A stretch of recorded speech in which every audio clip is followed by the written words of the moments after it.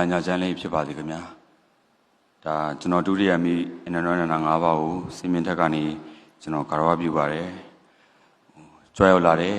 နိုင်ငံတော်အကြီးအကဲများမြန်မာနိုင်ငံ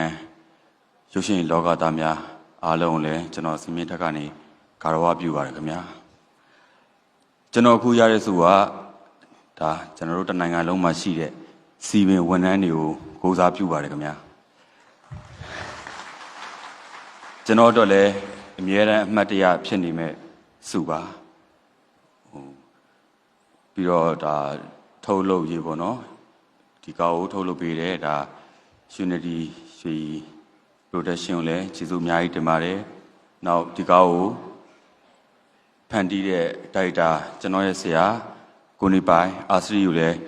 ကျေးဇူးအများကြီးတင်ပါတယ်နောက်ဇညွန်းကိုလွမ်းဝေအောင်နောက် DOB ကိုသားကျော်ပြီးတော့ကျွန်တော်တို့တစ်ဖွဲ့လုံးပေါ့နော်အဲ့လိုအရန်ပြင်မတ်နဲ့လှုပ်ကြတယ်ကျွန်တော်တို့ဆက်ဖွဲ့တယောက်ချင်းစီတိုင်းအောင်လဲကျွန်တော်အရန်ကိုကျေးဇူးတင်ပါတယ်ကျွန်တော်လည်းအားကြမခံပြောပါဦးမယ်ဒါကျွန်တော်နဲ့အတူတူပေါ့နော်စိုးတူကောင်းပတ်အဲ့လို